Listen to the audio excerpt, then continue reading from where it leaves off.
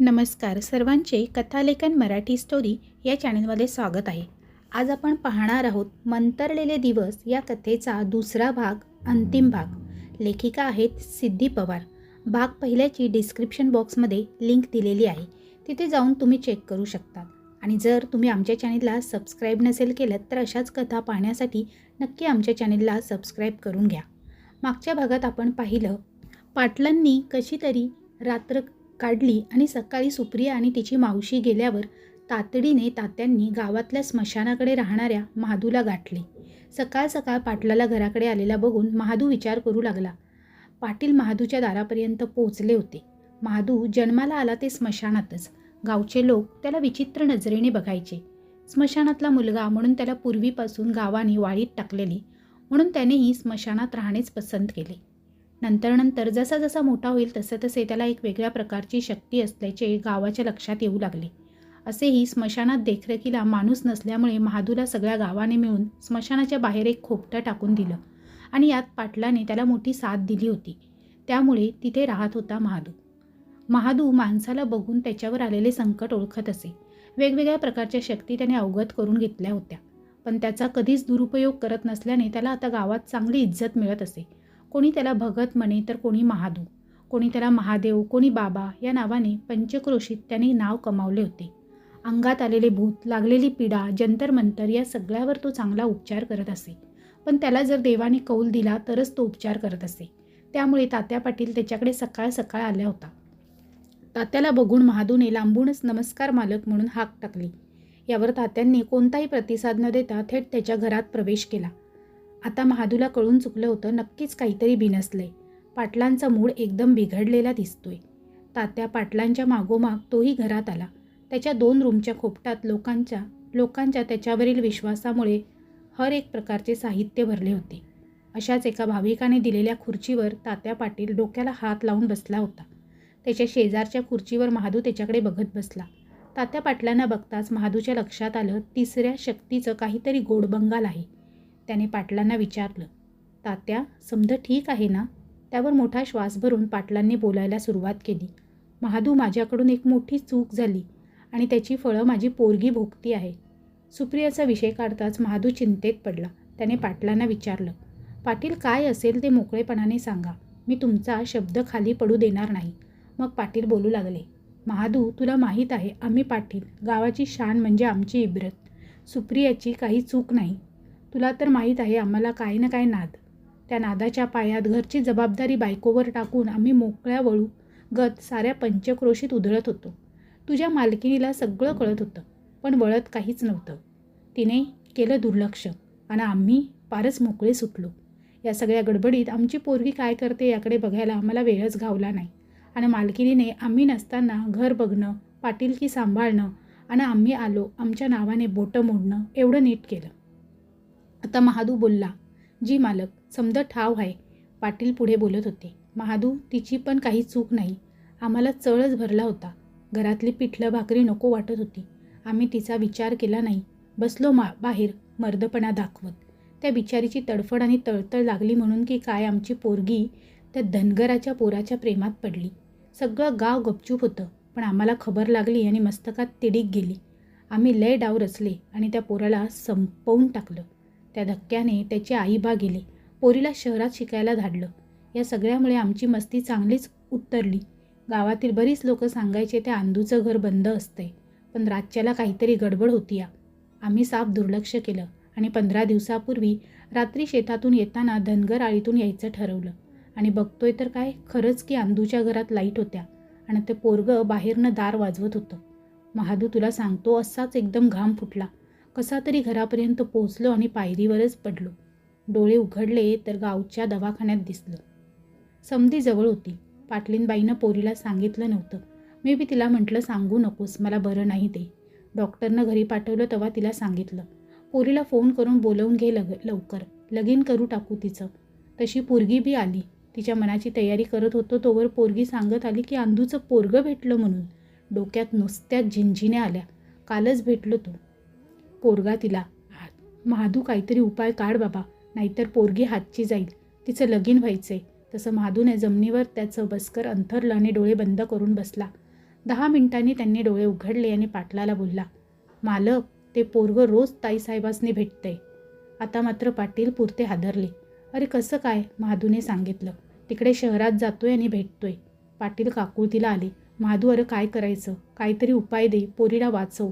महादू बोलला, पाटील मी एक करू शकतो. तो इथून बाहेर जाणार नाही याची मी आत्ता तरी दक्षता घेऊ शकतो. येत्या अमावस्येला याच्यावर तोडगा निघेल. तोवर त्याला त्याच्या घरातच बंधनात ठेवतो. पाटील आता रडवेले झाले होते. काकुळतीला येऊन महादूला म्हणाले, महादू काय पाहिजेल ते सांग. सांगशील तू ते दे, पण पोरीला वाचव. माझ्या पापाची फळं पोरीला नाही मिळाली पाहिजेत. महादूने लागोलाग तोडगा करायला घेतला आणि माधवला तिथेच बंधनात ठेवायचे ठरवले. महादूने बरेच साहित्य गोळा केले. स्वतःभोवती रिंगण आखले आणि पूजेला बसण्यापूर्वी तात्या पाटलांना त्याने निश्चिंत होऊन घरी जायला सांगितले. अमावस्येला फक्त 3 दिवस बाकी होते. तर माधवने आणि सुप्रियाने अमावस्येच्या आदला दिवस मुहूर्त म्हणून ठरवला होता. त्यामुळे माधवला सुप्रियाजवळ पोहोचणे गरजेचे होते. इकडे ज्याने राहायला घर दिले, वेळेला मदत केली, अशा पाटलांचा उपकार फेडण्याची महादूला गरज वाटत होती. त्यामुळे महादू कामाला लागला होता. बऱ्याच वेळ पूजा करून महादू उठला, पण त्याला खूप अशक्तपणा जाणवत होता. पण त्याने सध्या पाटलाचं काम केलं होतं. माधवला बंधनात ठेवायला तो यशस्वी झाला होता. पण महादूला एक कळालं होतं, 3 आत्मे नाहीत, पण आत्म्याला बांधण्यात ठेवणे याचा विधी करणे सोपं नव्हतं. सरते शेवटी महादू उठला होता आणि आवरावर करून वाड्यावर जायला निघाला होता. वाड्यावर पोहोचला तर तात्या खुर्चीवर बसले होते आणि शेतातील कामाची पाहणी सुरू होती. तात्यांचे महादूला बघितल्यावर सगळ्या गड्यांना पांगवलं आणि महादूला बोलले, महादू ये इथं बस. काय झालं र? महादू बोलला, मालक काम झालं, येत्या अमावस्येला पूर्ण करून टाकू. तात्याच्या तोंडावर समाधानाचे हास्य आले. माधव आणि सुप्रिया ज्या दिवशी सकाळी भेटणार होते तो दिवस उजाडला. म्हणूनच पिवळ्या रंगाचा नवीन ड्रेस, काळी ओढणी असा पेहराव करून ती सकाळी 6 वाजता ठरलेल्या ठिकाणी पोहोचली. पण तिचा पुरता हिरमोड झाला होता. घराकडे परतलेली सुप्रिया स्वतःच्या खोलीत बेडवर पडून खूप रडत होती. कारण आज ती आणि माधव लग्न करणार होते आणि उद्या माधव तिला त्याच्या घरच्यांना भेटवणार होता. पण असे काहीच झाले नाही. उलट माधवचा नंबर अस्तित्वात नाही असे तिच्या कानाने ऐकले. तिला हे दुःख सहन करण्यापलीकडे गेले होते. पूर्वी तो जसा वागला होता तसाच तो आताही वागला होता. त्यामुळे संताप, दुःख, शोक अशा सर्व गोष्टी तिच्या मनात एकदम दाटून येत होत्या. तिने तिच्या या सर्व वेदनांना डोळ्यावाटे अश्रूंच्या रूपाने वाट करून दिली. आता तिला दुःख इतकं असह्य झालं की तिने ठरवले आजच गावाला जायचं आणि वडिलांना सगळं सांगायचं. काय होईल ते होऊ दे, काय होईल ते होऊन द्यायचं आणि आता आपण माधवला वाचवायची नाही. ती तडक उठली आणि आवरली आणि गावाला निघाली. जाताना मंदा मावशीला तिने सांगितले, मी घरी निघाली आहे. आणि मंदा मावशी काही म्हणण्याच्या पर्यंत ती सुप्रिया गेट बाहेर पोचली सुद्धा. सुप्रिया घरी पोचली तोवर मंदा मावशीने तिथे फोन करून कळवले होते. सुप्रिया घरी रागातच आली आणि काही न बोलता थेट स्वतःच्या खोलीत जाऊन मोठमोठ्याने रडू लागली. तिचा तसा आवाज ऐकून तात्या, रावजी, आई व गड्यांनी एकच धाव तिच्या खोलीकडे घेतली. सगळे दार आलटून पालटून वाजवून तिला हाका देत होते आणि काय झालं विचारत होते. पण तिचे हुंदके आणि रडणे चालूच होते. सुप्रियाची आईसुद्धा जोरात रडू लागली आणि बोलली, अव काय होतंय सुपाला, अशी का करतीये? मला आत जायचंय, दार उघडा हो, अव दार उघडा की दार, असे म्हणत हंबरडा फोडत होती. तेवढ्यात रावजी बोलला, तात्या कोण आहे तो, एवढंच विचारा. तात्याला बी काय सुधरत नव्हतं. तात्यांनी विचारलं, सुपा अगं कोण पोरी, कोणी त्रास दिला तुला? नाव सांग नुसतं, तंगडं नाही मोडलं तर नावाचा तात्या पाटील नाही. सुप्रिया तरी पण हुंदके देऊन रडत होती. खूप वेळ वाट पाहूनही सुप्रिया दरवाजा उघडत नाही म्हटल्यावर रावजीने आवाज टाकला, सुपे दार उघड नाही तर दार तोडीन सांगतो.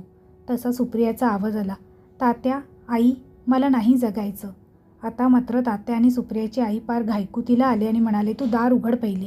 आणि रावजी एकच सूर होते, सुपे नाव सांग. या सगळ्या गोंधळात सुप्रियाने रावजीवर जोरात ओरडून सांगितले, रावजी कितीदा सांगू, कळत नाही का? त्या माधवनं मला त्रास दिलाय.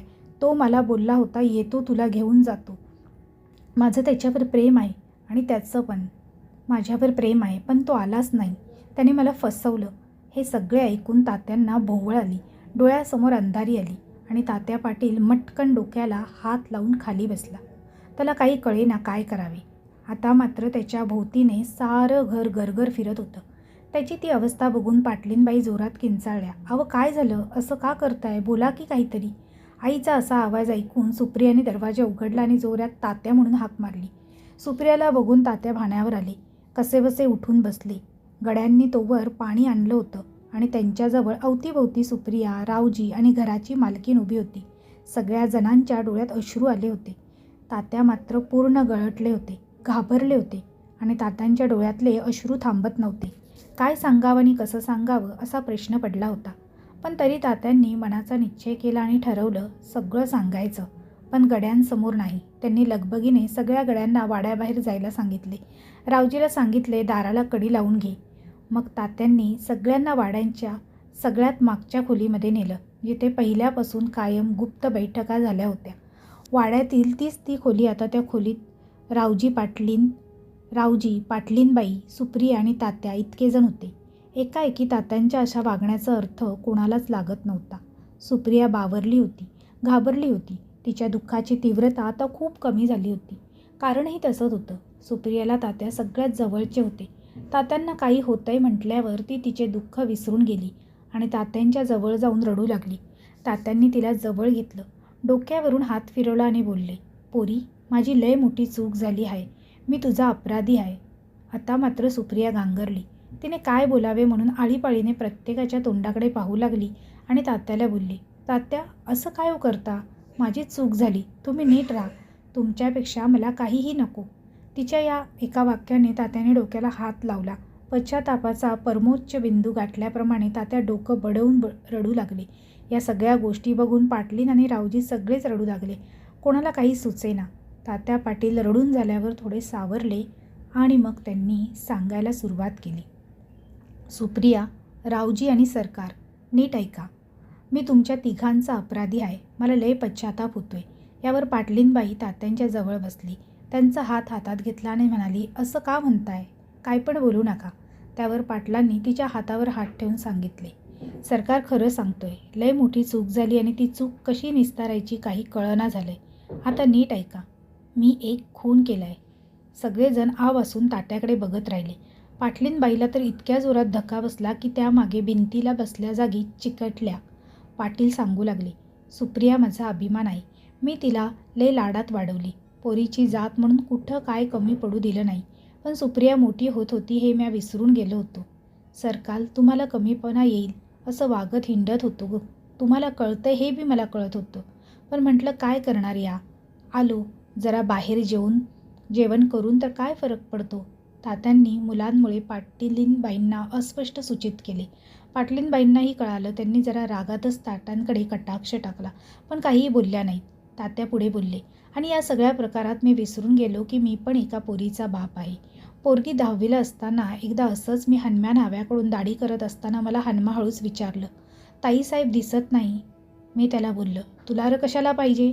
त्यावर हनुमा मला बोलला, मालक, लहान तोंडी मोठा घास घेतो, पण ताईसाहेबांवर लक्ष ठेवा. धनगर वाड्यातील गुरं लय उधळल्यात म्हण. त्याच्या असल्या वाक्याने आमचं डोकं फिरलं. आम्ही त्याचं वस्तरा त्याच्या नरड्यावर ठेवला. तसं हनुमा बोलला, स्वतः बघा पाटील, म्या खोटं नाही बोलत. आणि सरकार, मी शाळा सुटल्यावर नदीकडे गेलो. बघतो तर काय, आंदूचं पोरगं आणि सुपा नदीवर बसले होते, हातात हात धरून. तवाच वाटलं नरडीचा घोट घ्यावा भडव्याच्या. पण आम्ही गप्प बसलो आणि अशा काही खेळी खेळलो की ते पोरगं इथून लांब गेलं. पाटील आपली कर्मकहाणी सांगत होते, पण हे ऐकत सुप्रियाला मात्र धक्का बसला होता. तात्यांना इतक्या वर्षांपूर्वी माहिती होतं. तिला विश्वास बसत नव्हता. तात्या पुढे सांगू लागले, एक दिवस असाच तो आंदूचा पोरगा वाड्यावर आला. आम्हाला पुन्हा आठवण झाली की हाच तो ज्याने तात्या पाटलाच्या इज्जतीवर हात टाकले. आम्ही अस्वस्थ झालो. त्याला घरातून हाकलून दिला आणि त्याचा पाठलाग करून नदीकाठीच त्याचा विषय संपवला. हे ऐकून सुप्रियाच्या तोंडून किंकाळी बाहेर आली आणि ती बेशुद्धच पडली. रावजी पळत बाहेर आला, तांब्यावर पाणी घेऊन आला आणि तोंडावर शिंपडून सुप्रियाला आईने हलवायला सुरुवात केली.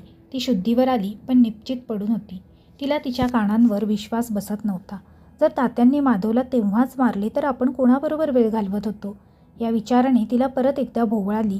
आणि आता मात्र सुप्रियाच्या आईने सुप्रियाला गालावर थापटवायला सुरुवात केली.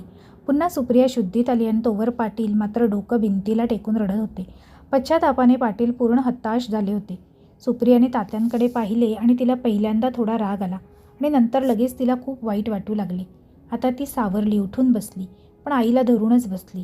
तात्याने तिच्याकडे हळूच पाहिले आणि त्यांना त्यांची लाज वाटू लागली की काय पण त्यांना पुन्हा हुंदका फुटला. अतिशय विचित्र अशी परिस्थिती पाटलांचा वाडा अनुभवत होता. तात्या सावरून पुन्हा एकदा सांगू लागले. माधवला डोक्यात वार करून मी त्या नदीतच टाकून दिले आणि तडक घरला आलो. गड्यांना कामं सांगितली आणि आंघोळीला गेलो. आंघोळ करून येतो तर समोर आंदू आणि त्याची बायको बसलेली दिसली. तसा मी भानावर आलो. आपण हे काय करून बसलो? या दोघांना तर तो एकुलता एक पोरगा होता हा विचार माझ्या मनात आला. पण सुप्रियाचा विचार आल्याबरोबर मी हा पण विचार केला होता की सावरतील, किती दिवस शोधतील, पण असं झालं नाही. त्या दोघांनी त्या दुःखामध्ये जीव दिला आणि तेही पाप माझ्या माथ्यावर चढलं आणि आता त्याचा आत्मा असा भटकतोय ते माझ्यामुळेच. म्हणून मी परवाच माधवकडे गेलो होतो आणि तोडगा केला, पण त्या तोडग्यामुळे माधव इथेच अडकून पडलाय. सुप्रिया आज अशी रडत आली तेव्हा सगळ्याचा सुगावा लागला.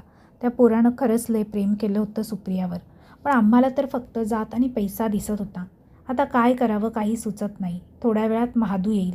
आता मात्र हे सगळं ऐकून तिघंजण हतबद्ध झाले होते. सारे वातावरण स्तब्ध आणि दबावाचं झालं होतं. असा किती वेळ गेला हे कुणालाच कळलं नाही, पण सगळेजण आपापल्या परीने विचार करत बसले होते. सगळेजण धक्क्यामध्ये होते. इतक्यात वाड्याच्या भल्या मोठ्या दारावर असलेली बेल, जीचा आवाज वाड्याला साजेल असा घंटानाद होता, ती वाजली. पण कोणीच भानावर नव्हतं. आता बऱ्याच वेळाने पुन्हा एकदा घंटा वाजली. मग रावजीने तात्याकडे एकदा आणि आईकडे एकदा बघितले, पण ते दोघेही अर्धमेले झाल्यासारखे विचार करत हताशपणे बसले होते. मग रावजी उठला. त्याने त्या खोलीचा दरवाजा उघडला. त्या खोलीपासून वाड्याच्या मुख्य दरवाजापर्यंत जायला त्याला वेळ लागला. त्या वेळात पुन्हा एकदा घंटा वाजली. या घंटेचा आवाज मोठा आणि स्पष्ट झाल्याने तात्या, सुप्रिया आणि पाटलीनबाई शुद्धीत आले. एकमेकांकडे पाहिले आणि पाटलीनबाई थोड्या सावरून बसल्या. रावजीने दरवाजा उघडला तर दारात महादू उभा होता. त्याच्या हातात बरंच साहित्य होतं. तो दरवाजातून आत आला ते थेट त्याने माजगर गाठले. त्याच्याबरोबर त्याने अजून एक माणूस आणला होता. त्याच्या हातातही बरेच साहित्य होते. सगळे साहित्य माजघरात ठेवून तो सोफ्यावर आला. सोफ्यावर थांबून त्याने त्याच्याबरोबर आलेल्या माणसाला पैसे दिले. हे सगळे चालू असताना रावजी मात्र कुठल्या तरी शून्यात हरवला गेला होता, कारण त्यालाही हा धक्का अतिशय मोठा होता. महादूने त्याच्याकडे पाहिले.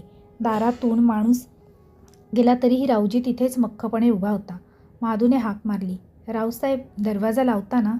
त्यावेळी रावजी भानावर आला आणि त्याने दार लावून घेतले. महादू माजघरात आला. त्याच्या पाठोपाठ रावजीही आला.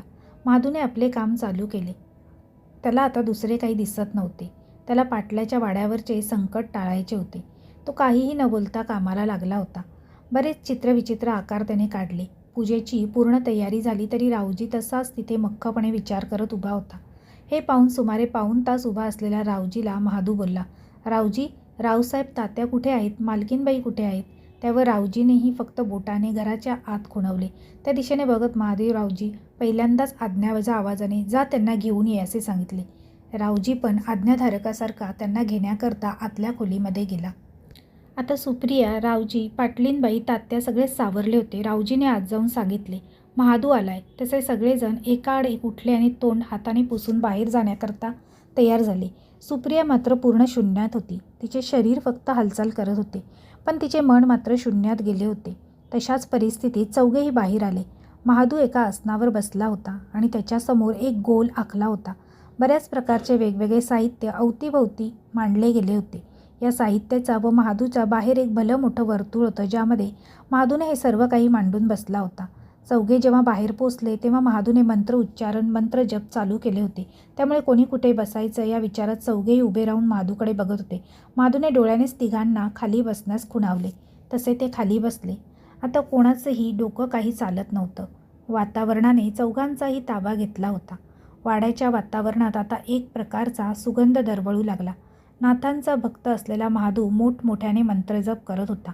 काही काळ मंत्रजप झाल्यावर महादूने सुप्रियाला विचारले, तुझ्याकडे माधवची कोणती वस्तू आहे? त्यावर सुप्रिया आश्चर्यचकित होऊन माधूकडे बघत बसली आणि तसे तिचेही डोके चालत नव्हतेच. थोडा वेळ तसाच बघत बसून तिने तिच्या बोटातील एक अगदी साधी अंगठी काढून महादूला दिली. ती समोरील गोलात ठेवून महादूने मंत्र उच्चारण चालू केले आणि मध्येच पाटलीनबाईंना बोलला, बाईसाहेब, ताईसाहेबां शेजारी बसा आणि त्यांना हा दोरा बांधा. तशा पाटलीनबाई उठून सुप्रियाजवळ जाऊन बसल्या आणि तिच्या मनगटाला त्यांनी चांगला घट्ट दोरा बांधला. असाच दोरा महादूने रावजी, तात्या आणि पाटलीनबाई तिघांनाही दिला. आता जसे जसे मंत्रोच्चारण वाढत होते तसे वातावरणातील दबाव प्रत्येकाच्या मनाला जाणवत होता. बराच वेळ मंत्रोच्चारण चालूच राहिल्यानंतर वातावरण एकदम थंड झाले. प्रचंड थंडी जाणवू लागली आणि त्या गोलाच्या वरती धुके साठल्यासारखे दिसू लागले. आता महादू प्रश्न विचारत होता आणि उत्तर रिंगणाच्या बाहेर बसलेले मंतरलेले बांधलेली सुप्रिया देत होती. महादूने पहिला प्रश्न विचारला, माधव, तू कशासाठी थांबला आहेस? तुझे या जगातील काम संपले आहे, तरीही तू अजून इथे का? यावर सुप्रिया जरा राकट आवाजामध्ये बोलली, नाही, मला सुप्रियाबरोबर राहायचे आहे. पुन्हा महादूने दुसरा प्रश्न विचारला, माधव, सुप्रिया मानवी शरीरात आहे, तू मानवी शरीरात नाही. तू सुप्रिया बरोबर कसा राहणार? पुन्हा सुप्रियाने तिच्या अंगात घुसलेल्या माधवने उत्तर देत, आत्तापर्यंत जसा राहत होतो तसाच तिच्याबरोबर राहणार. आता मात्र महादूसुद्धा वैतागला. त्याने थोडंसं मन विचलित करणारा प्रश्न माधवला विचारला, तुझे आईवडील कुठे आहेत? तशी सुप्रिया रडू लागली आणि बोलली, या तात्यामुळे ते दोघे मेली. त्यांनी माझ्या दुःखात जीव दिला. काय वाईट केलं होतं तात्यांचं त्यांनी? मग महादूलाही खूप वाईट वाटले. पण महादूला माहीत होते समोर असलेली गोष्ट म्हणजे आत्मा आहे आणि आत्म्याला कोणत्याही प्रकारच्या भावना असतात ते फक्त विचार, आणि ते विचार माधव सुप्रियाच्या तोंडून मांडत होता. त्यामुळे महादू भावनाविवश नक्कीच होणार नव्हता. त्यांनी लगेच पुढचा प्रश्न विचारला, माधव, तुला सुप्रियाबरोबर पाहिजे असेल तर तुला दुसरा जन्म घ्यावा लागेल आणि सुप्रियाला तुझ्याबरोबर यावे लागेल.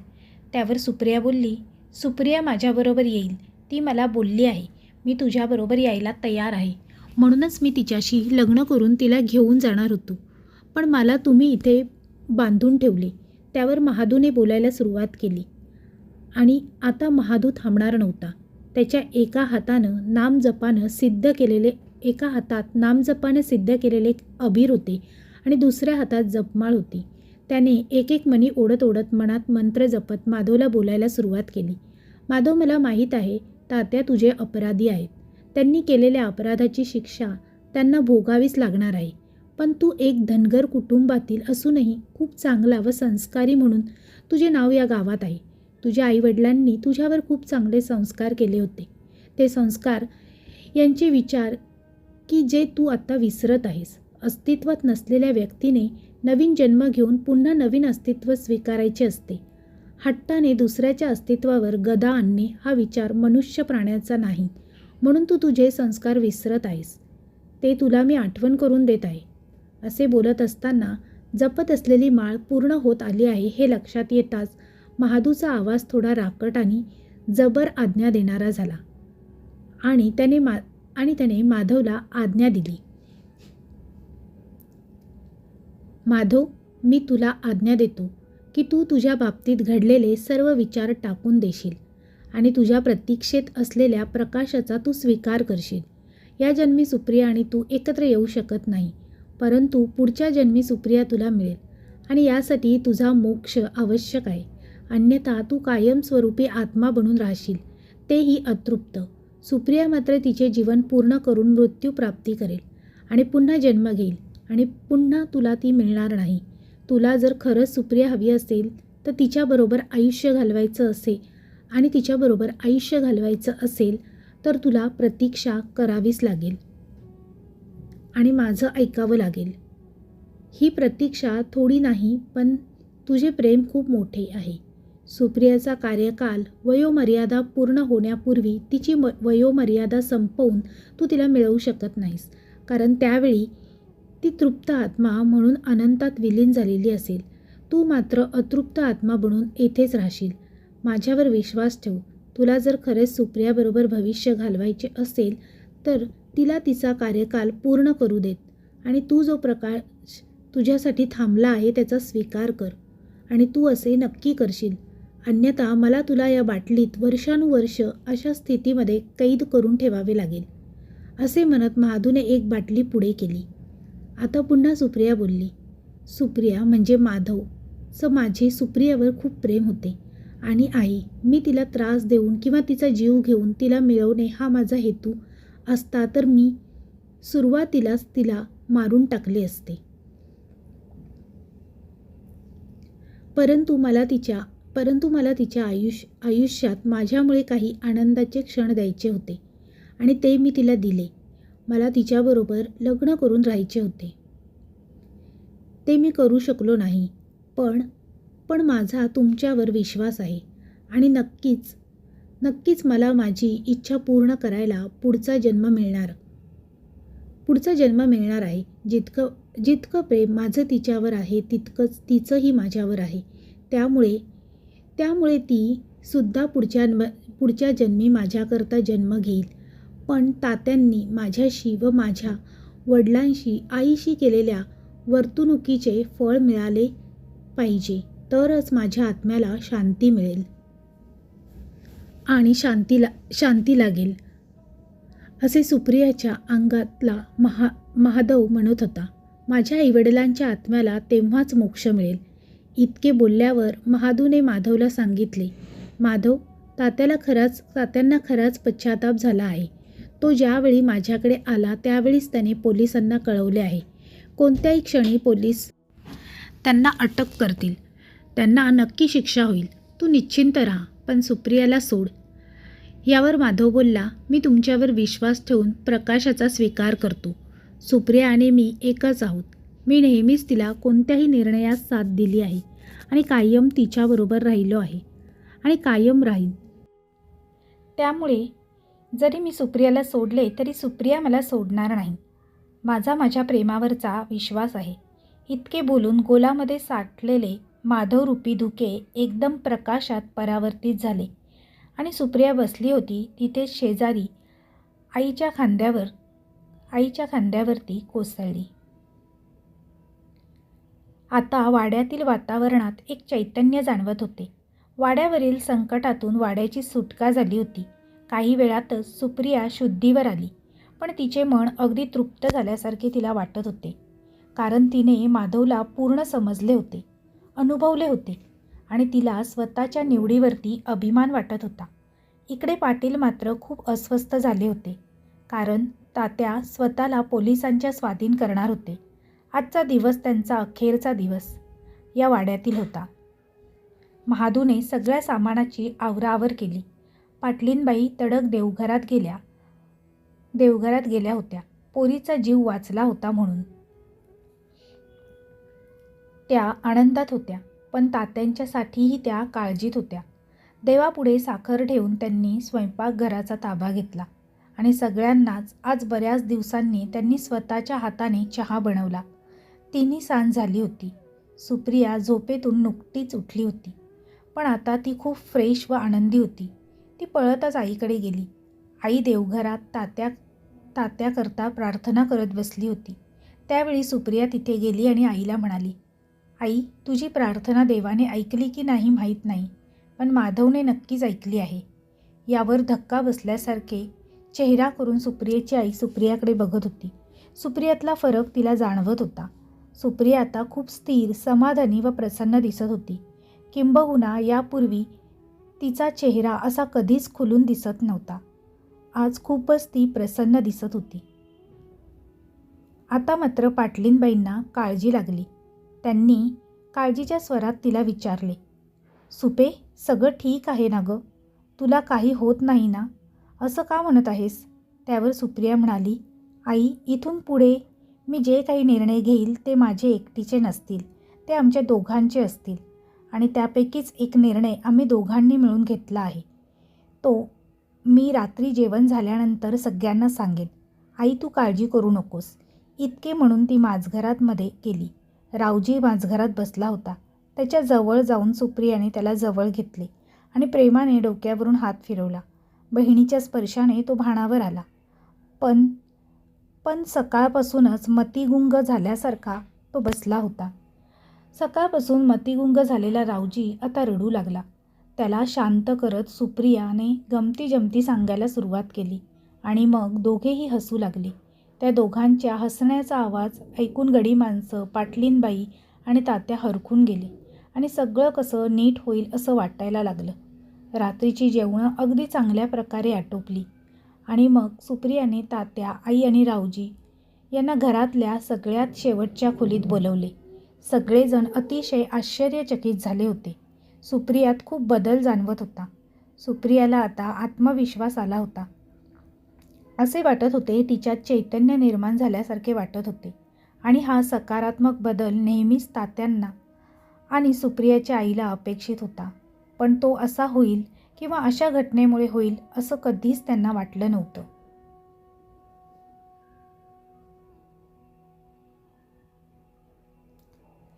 चौघेजणही त्या शेवटच्या खोलीमध्ये एकत्र आले. सुप्रिया गेली आणि तिने स्वतःच्या खोलीचे दार लावले आणि तात्यांना हाताला धरून बसवले. शेजारी आई बसली. आता सुप्रिया बोलायला लागली. आई, तात्या, तुम्ही म्हणाल मी तुम्हाला इथे का बोलावले, पण आज आम्ही म्हणजे मी आणि माधव, जे कधी वेगळे नव्हतोच, अशा आम्ही दोघांनी एक निर्णय घेतला आहे. तात्या, तुम्ही उद्या पोलिसांकडे जायचे नाही आणि कोणत्याही गुन्ह्याची कबुली द्यायची नाही.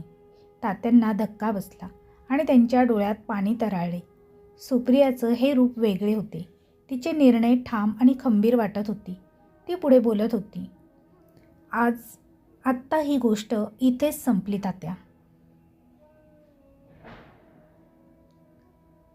तुम्हाला खऱ्या अर्थाने पश्चाताप होत असेल तर धनगर मळ्यातील जेवढ्या धनगरांची शेती आपण गहाणवाट करून घेतली आहे ती सोडून द्या. त्यांना ती परत द्या. उलट या धनगरांच्या मुलांसाठी आपल्या एखाद्या जागेवर शाळा काढूया, कॉलेज काढूया. माधवला ज्या गोष्टीमुळे गाव सोडावं लागलं तो पैसा आणि ते शिक्षण या गावामध्ये उपलब्ध झाले पाहिजे. हेच खरं प्रायश्चित असेल तात्या. आणि सुप्रियाचे बोलणे सुप्रियाने थांबवले. सुप्रियाच्या इतक्या शांत, ठाम आणि संयमी निर्णयाने आई, रावजी अवाक झाले होते.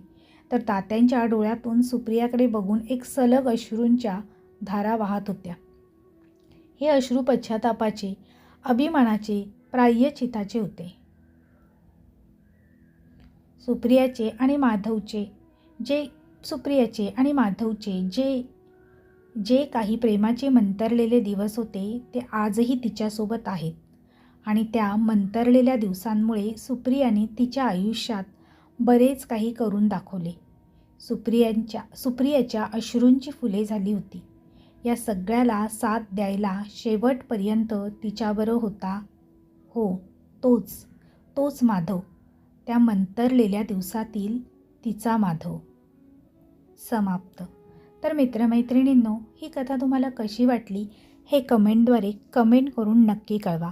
कथा आवडली असेल तर तुमच्या जास्तीत जास्त मित्रपरिवारांसोबत शेअर करायला विसरू नका.